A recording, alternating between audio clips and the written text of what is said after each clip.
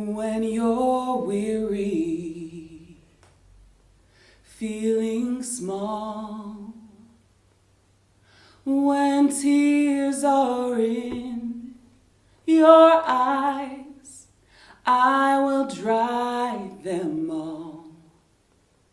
I'm on your side. When times get tough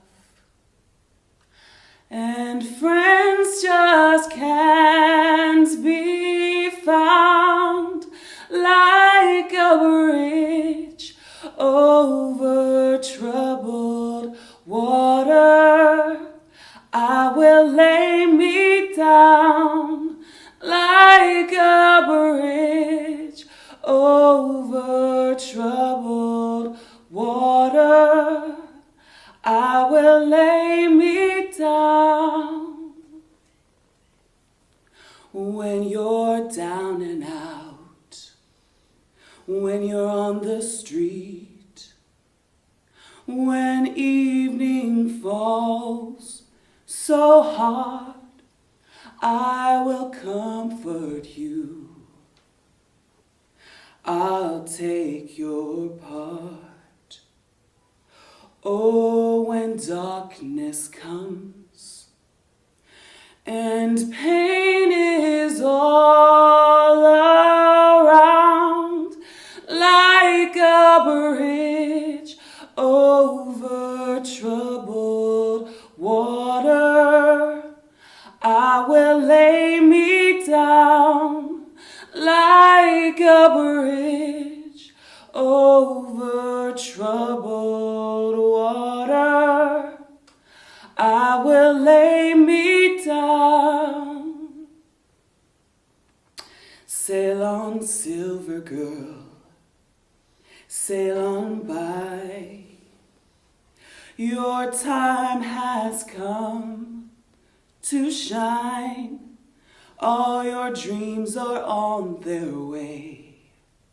See how they shine.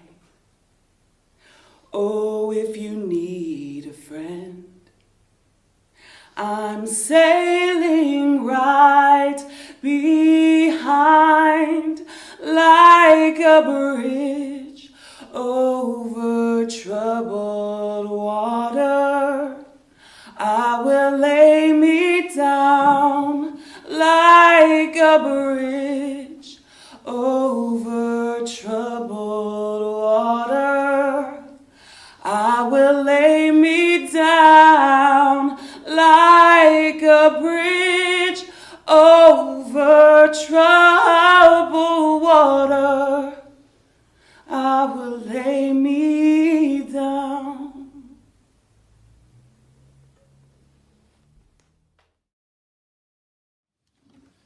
May the words of my mouth and the meditations of our hearts be always acceptable in your sight, O Lord, our strength and our Redeemer.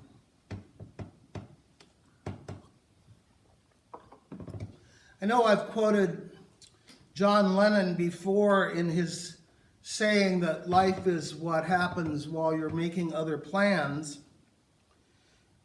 But I repeat it again today because it's become so obviously apparent over these past 4 months or so that Lennon was right. I know I didn't plan for a pandemic. I didn't plan for severe economic disruption that comes in the wake of the pandemic. I didn't plan for protests against official violence and racial inequality in large and small cities and even small towns all around the country, in fact, all around the globe. I had other plans. I was writing a different story. So were Abraham and Sarah. Before we even meet them, Abram and Sarah were probably living fairly normal lives for their time. They originally lived in the city of Ur, which is located in the area of modern-day Basra in Iraq, south of what was then the Akkadian imperial capital. Later, they might have moved in with family in Haran, which is in what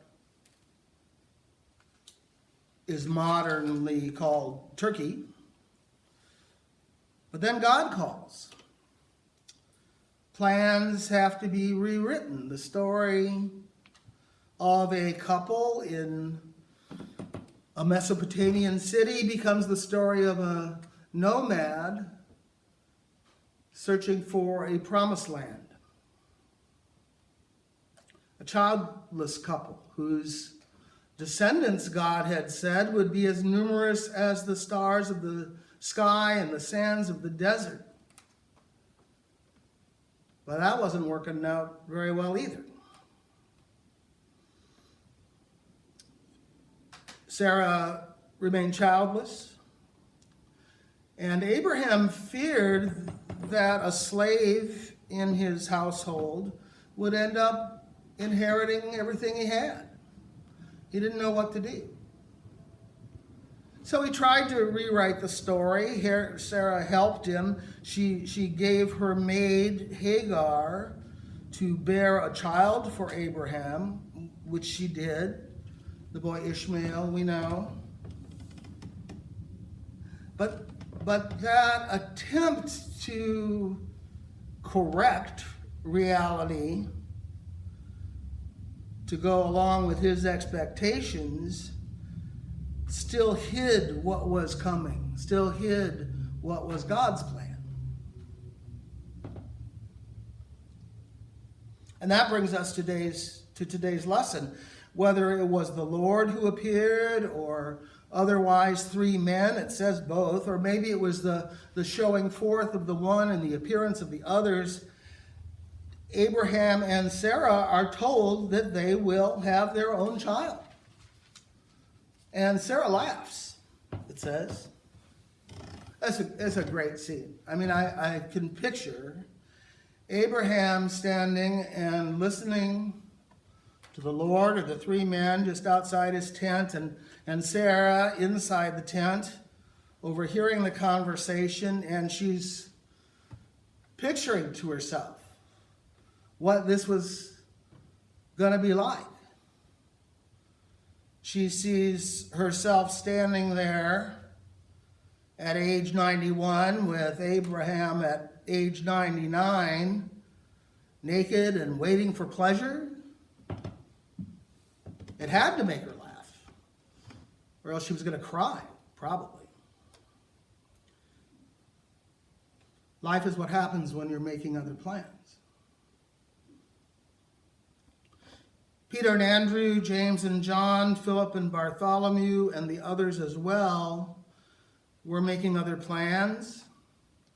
They were writing different stories. They are said to have been fishermen. Bartholomew maybe a tradesman, Matthew a tax collector, living productive but nondescript lives. And Jesus calls them. He calls them to leave their work. He calls them to leave their families. He calls them to leave all the plans that they'd made. And most certainly, that was disruptive. More disruptive probably for their families than them. And they follow him. They write a new story. But they, in their writing, at first at least, borrow most of that story from the sacred writings and the religious tradition. They come to see Jesus as the Messiah who is expected. They know that story pretty well. And they've witnessed his miracles. They've witnessed the healings. They've listened to his fairly radical teaching. And they feel lucky. They feel empowered. They feel like they've gotten in on the ground floor of something really important. And they were playing major roles in what has come to be called salvation history, the story of God's redemption of his people. A couple of them even asked to be able to sit at Jesus' right hand and left hand when he's ruling in the kingdom, the New Jerusalem. Wrong again. Jesus finally tells them that he's going to be killed. And most likely, most of them are going to be killed as well. And that was not the plan they thought was being worked out. But life is what happens when you're making other plans. St. Paul too, of course. He thought he was going to Damascus to arrest Christians, and God turned him around, converted him, so that a road to Damascus experience has come to mean a total change in plans, a writing of a new story.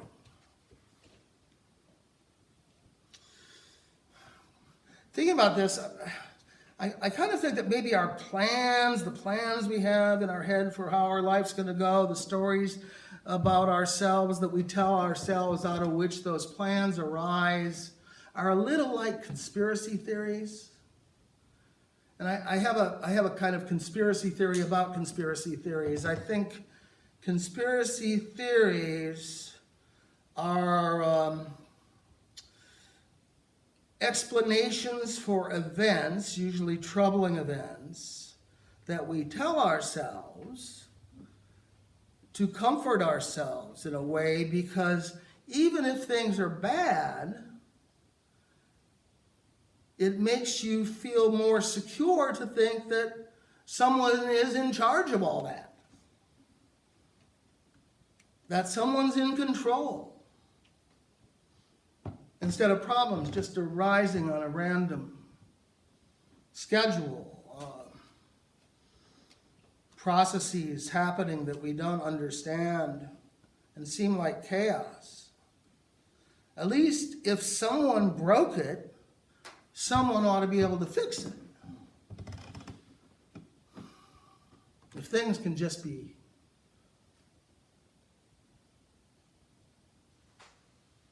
sitting there and break, that can be kind of scary. But things do just break. We are a fallible species.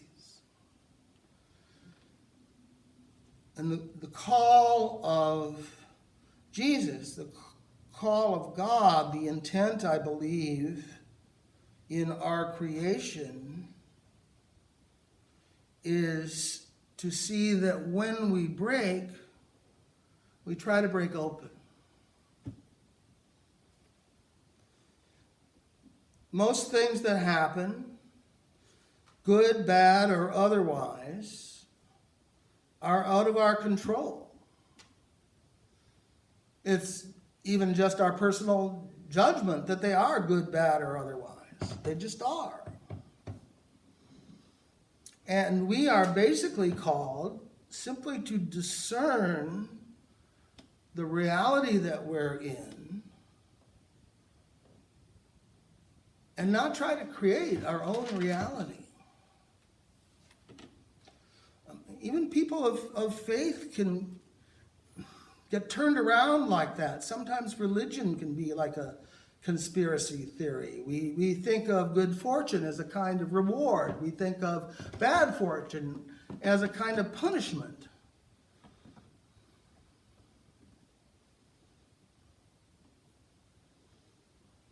If something bad happens, we think, then something must be wrong. And if we can just figure out how to make it right, then things would change. Bad things wouldn't happen. It's a magical thinking. But that was the view of the Pharisees at Jesus' time. They combed the scriptures to find deep commandments that touched almost every aspect of life, and they set down an intricate law. And they believed that if you followed that law perfectly, you would have God's favor and things would be fine. It was the view of the temple priesthood at Jesus' time, that if you performed the proper sacrifices for a certain situation, a known result would follow. But Jesus said it didn't work that way. And St. Paul said it didn't work that way. And Martin Luther, at the time of the European Reformation, said it didn't work that way. And I'm saying now it doesn't work that way.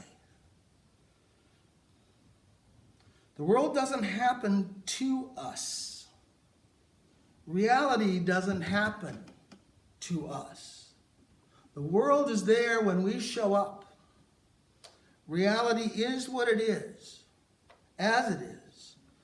And we respond to that reality, which is what our life is. We can't change it. We just play our part. We read our lines.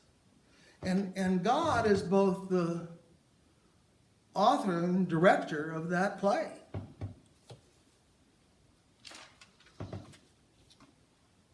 We've learned, I know, through science how to influence things a bit, it seems, to understand that some effects seem to be related to certain causes. But we don't know the whole story. We through our experiments and our reason, we only know what seems to work to suit our purposes, which is good. We've accomplished a lot, but the universe, the whole universe of cause and effect in its fullness isn't there for our purposes.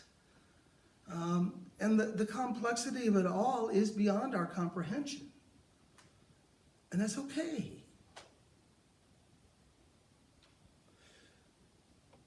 We are, each of us, as I've said before, an essential part of God's creation. But we are also, at the same time, an almost infinitely tiny part of that creation. A tiny part that only shows its ultimate purpose and meaning when related to the whole of space and time and everything that's part of it. That's true as well, by the way, of a coronavirus, which just goes about carrying on what it does.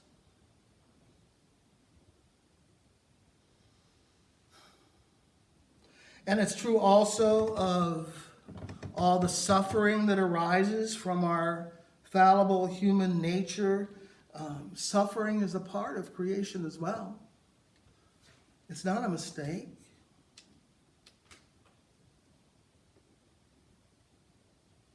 Paul says suffering produces endurance. And endurance produces character. And character produces hope. The feeling of powerlessness that can come over us from trying to cope with unasked for challenges, a viral pandemic, systemic racism, addictions or habits that we just can't kick, creates an anxiety that we pretty quickly try to turn into fear. As happened with conspiracy theories, blaming someone or something, even ourselves, as the source of our problems. Because fear is easier to cope with than anxiety.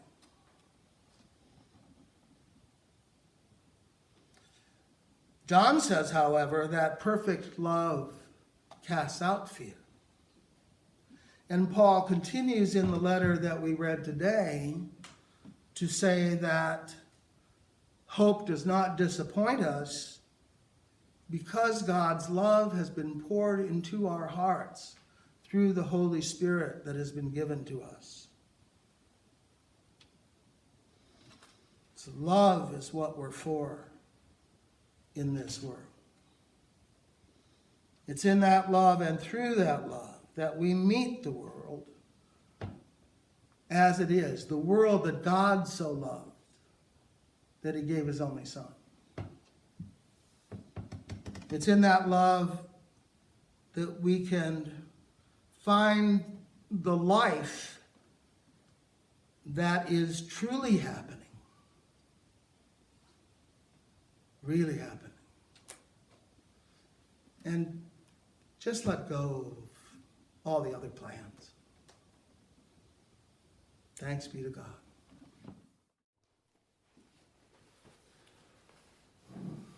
I was born by the river in a little old tent. Oh, just like the river, I've been running ever since. And it's been a long time coming, but I know a change is gonna come. Oh, yes, it is. It's been too hard living, but I am afraid to die. I don't know what's up there beyond the sky. It's been a long time coming, but I know a change is gonna come. Then I go to my brother. I said, brother, can you help me please? Yeah. Then he winds up knocking me down on my knees. Oh yeah. There's been times when I thought I couldn't last very long.